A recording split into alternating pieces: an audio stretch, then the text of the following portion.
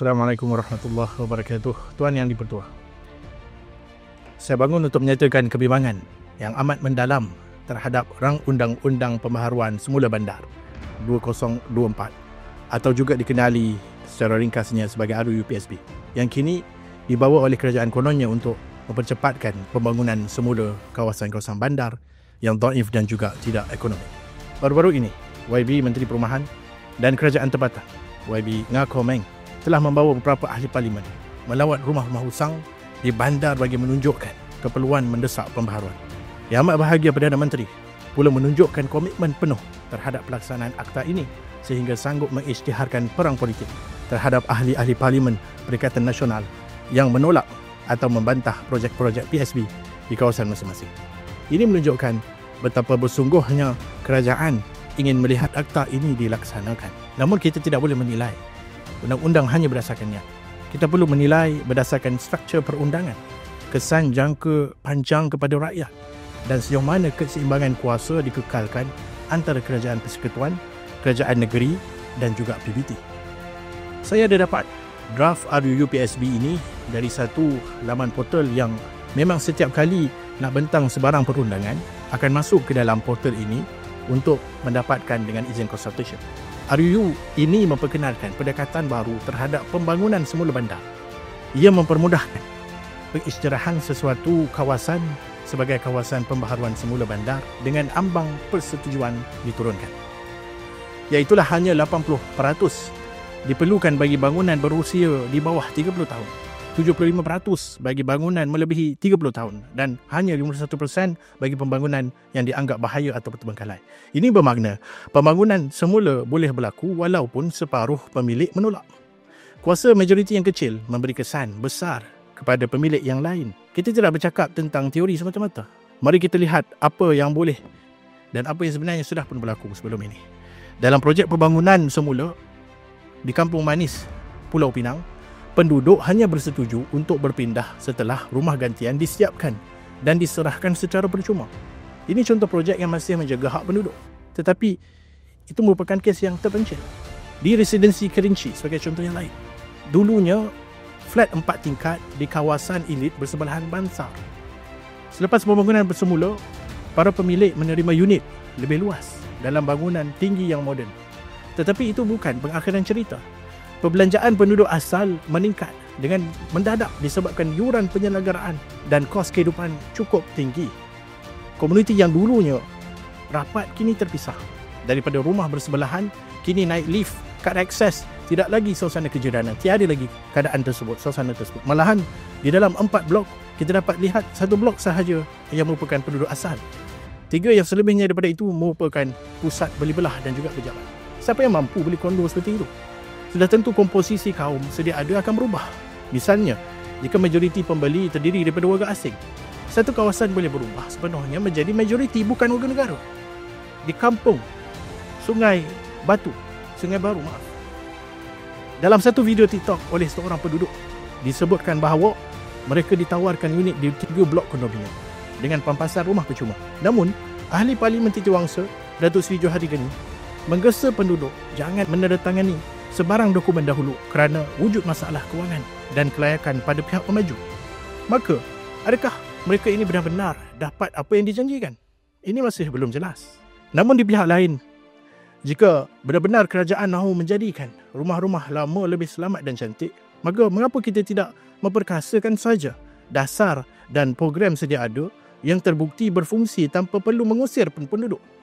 Sebagai contoh, Kementerian Perumahan dan Kerajaan Tempatan telah lama melaksanakan program penyelenggaraan perumahan PPP dan juga Tabung Penyelenggaraan Perumahan Malaysia TPPM yang menyediakan bantuan penuh untuk memperbaiki bangunan PPR dan paksapuri kos rendah. Melalui PPP dan juga TPPM ini, yuran pembaikan tangki air, bumbung, lift, cat boleh dibayari 100% tanpa penduduk berpindah. Kita lihat negara luar sebagai contoh yang lain pun sama juga telah menunjukkan bahawa pembangunan semula boleh berlaku tanpa pengusiran. Di Indonesia, program Kampung Improvement Program dan BSPS membaik pulih kawasan setinggan secara gotong royong dan subsidi tanpa merobohkan rumah asal. Di Thailand, program Bahan Mangkong membolehkan komuniti merancang sendiri penambahbaikan dengan bantuan kewangan kerajaan. Di Filipina, Kerajaan Pembangunan Perumahan 1982 mewajibkan perundingan dan menghalang pengusiran kecuali dalam kes tertentu. Ini semua terbukti bahawa ada sahaja cara membaiki kawasan lama tanpa memusnahkan akar komuniti.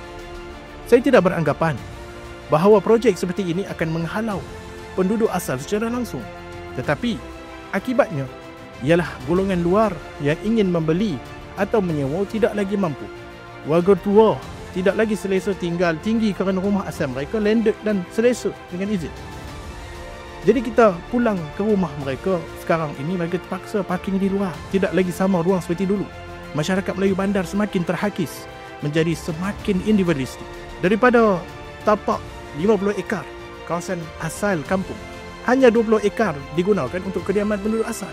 Selebihnya dibangunkan menjadi pusat beli belah, pejabat, kondominium mewah untuk golongan luar. Maka hilang ruang-ruang sosial dan keharmonian asal yang terbina puluhan tahun.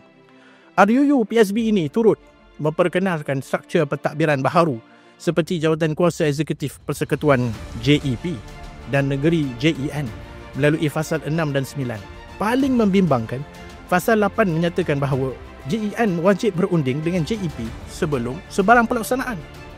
Ini bermakna pelan pembangunan oleh PBT tidak lagi bebas. Ia perlu melalui badan pusat. Maka kuasa PBT telah dikurangkan, menjadikan mereka ini pelaksana teknikal semata-mata, bukan lagi perancangan otonomi di kawasan masing-masing. Dalam aspek perundangan, RUU ini bercanggah dengan pelbagai akta sedia ada. Akta Hak Milik Strata 1985, Seksyen 57, memerlukan sebulat suara dalam setengah kes pembangunan semula. RUU ini menurunkan ambang ke 75% dan 50%. Akta Pembangunan Tanah Seksyen 47 memperuntukkan pampasan berdasarkan nilai pasaran semasa. Namun dalam RUU ini tiada jaminan pampasan tunai atau nilai setara diberikan secara jelas. Akta Perancangan Bandar dan Desa Seksyen 16B dan 18 memberikan kuasa kepada PBT untuk lulus pelan pembangunan. Kini JEP dan JEN mengambil semua kuasa itu secara de facto. RUU PSB ini konon yang diinspirasikan dari model Singapura, Korea dan juga Jepun. Baik, tetapi adakah kita menilai kesan pendekatan negara tersebut secara menyeluruh, atau kita hanya meniru ataupun dengan izin copy paste tanpa adaptasi budaya dan juga sosial tempatan? Di Singapura, pembangunan semula bandar dikawal oleh Urban Redevelopment Authority atau disebutkan juga sebagai URA. Memang benar pembangunan fizikalnya hebat. Tetapi dalam proses itu, kawasan bersejarah seperti Geylang Serai dan juga kawasan Melayu Kalang telah dirobohkan sepenuhnya. Penduduk asal diarahkan berpindah ke flat HDB di lokasi lain. Tiada jaminan untuk kekal berhampiran. Komuniti asal terpisah. Geylang hari ini hanyalah kawasan komersial tanpa warisan asal. Di Korea Selatan, cuba kita lihat, mereka menggunakan dua undang-undang khusus, iaitu Urban dan juga Residential Environment Improvement Act dan Special Act on Urban Renewal.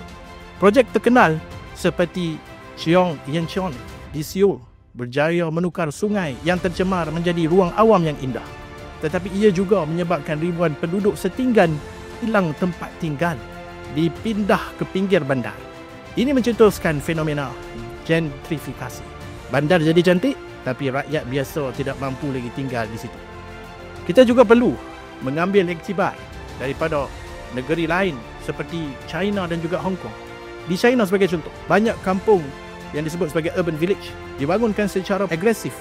Walaupun moden dan terancang, pembangunan tersebut meminggirkan warga asal dan juga membuka ruang kepada pelabur luar serta penyewa komersial.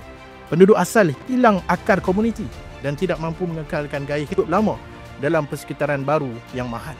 Di Hong Kong pula, projek-projek pembangunan semula yang tidak dirancang dengan sensitiviti sosial menyebabkan ketegangan antara generasi muda dan juga tua, serta kemerosotan warisan budaya tempatan. Namun begitu kalau kita lihat di Jepun, ia dapat memberikan satu model alternatif yang boleh kita contoh. Pada tahun 1969, Jepun meluluskan Renewal Act yang sangat komprehensif. Undang-undang ini mewajibkan penglibatan aktif penduduk dalam setiap fasa pembangunan semula. Ia memerlukan pembentukan koperasi pembangunan di mana penduduk asal menjadi sebahagian daripada pemilik dan perancang projek. Kelulusan projek hanya boleh diteruskan jika sekurang-kurangnya 2/3 daripada pemilik dan penyewa bersetuju. Setiap pelan pembangunan juga mesti melibatkan redevelopment rights yang dilindungi kerajaan. Bermaksud apa? Bermaksud rumah gantian mesti dibina terlebih dahulu sebelum penduduk dipindahkan. Kerajaan pusat menyediakan insentif kewangan kepada agensi pelaksanaan dan menjamin kestabilan harga. Rumah gantian pula mesti dibina dalam lingkungan yang munasabah daripada lokasi asal. Biasanya dalam 1 kilometer, akta ini juga mensyaratkan bahawa kawasan komuniti mesti dikekalkan dengan sekurang-kurangnya 25% ruang awam untuk taman, pusat masyarakat dan juga ruang sosial. Yang penting, projek ini tidak boleh dikomersialkan secara penuh tanpa kelulusan khas. Ini bermakna jika kerajaan Malaysia benar-benar mahu mencontohi Jepun, maka bukan hanya dari segi nama akta, tetapi mesti meniru falsafahnya dan juga perjuangannya yang berteraskan pemeliharaan komuniti, bukan keuntungan yang maksimal.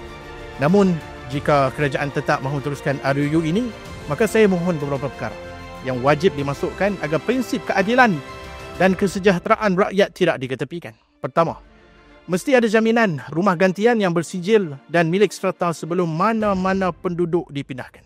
Kedua, juran penyelenggaraan untuk unit tersebut perlu dikawal selama sekurang-kurangnya 10 tahun agar pemilik asal tidak ditekan keluar oleh kerana kos sara hidup. Yang mana sekurang-kurangnya 30% daripada tapak asal mesti dikekalkan, seperti mana taman, padang sosial dan infrastruktur komuniti. Yang keempat, jawatan kuasa pemantau bebas perlu diwujudkan yang merangkumi wakil penduduk, pakar bebas dan juga PBT tempatan. Kelima, moratorium pemilikan perlu dikuatkuasakan. Unit tidak boleh dijual kepada pelabur atau bukan warga negara dalam tempoh 10 tahun pertama bagi memastikan kawasan itu kekal menjadi milik komuniti asal. Tuan Yang di-Pertuah, daripada mewujudkan satu akta baru yang mengacau struktur sedia ada, lebih wajar sebenarnya kita melihat apa yang perlu kita lihat daripada pindaan-pindaan akta sedia ada ini yang telah pun ada dan juga berfungsi. Beberapa akta utama boleh tambah baik sebenarnya dengan memasukkan peruntukan-peruntukan yang menjaga hak pemilik tanpa mewujudkan akta baru, menjamin pempasan setara dan memastikan pembangunan semula berlaku secara adil serta berberi kemanusiaan. Yang pertama yang boleh saya cadangkan di sini, Akta Perancangan Bandar dan juga Desa 1976, Akta 172. Seksyen 16B memperuntukkan bahawa rancangan kawasan khas yang boleh disediakan oleh pengarah negeri, namun klausa itu tidak menyebut sebarang keperluan pemulangan semula penduduk. Maka disadangkan ditambah dengan frasa dan hendaklah mengandungi pelan pemulangan semula penduduk asal dengan tempoh tidak melebihi 3 tahun selepas projek siap. Tambahan ini memastikan bahawa pembangunan semula bukan sekadar cantik di atas kertas sahaja, tetapi menjamin pulangan kepada komuniti dengan lebih besar. Yang kedua, Akta Hak Milik Strata 1985 ataupun Akta 318 Seksyen yang sedia ada menyebut keputusan pembangunan semula perlu dipersetujui oleh semua pemilik tetap. Cadangan pindaan ini ialah agar klausa dibuka dengan syarat baru seperti berikut. Jika 90% bersetuju, pembangunan semula boleh diteruskan dengan syarat pempasan diberikan dalam bentuk unit bernilai setara dan tiada pemilik yang dipindah keluar tanpa penetapan alternatif.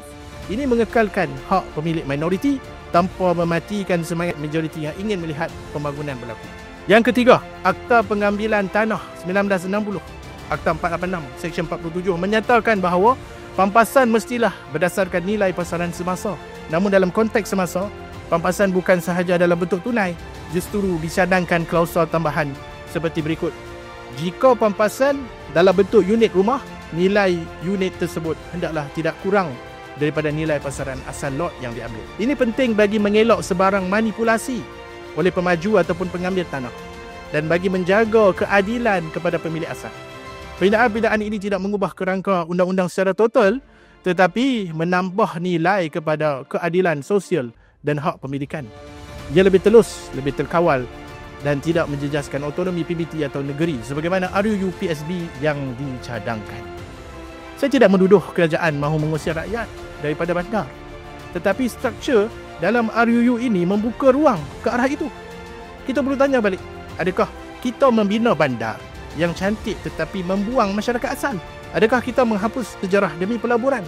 Atau kita mahu pembangunan yang memulihkan, yang bukan memusnahkan?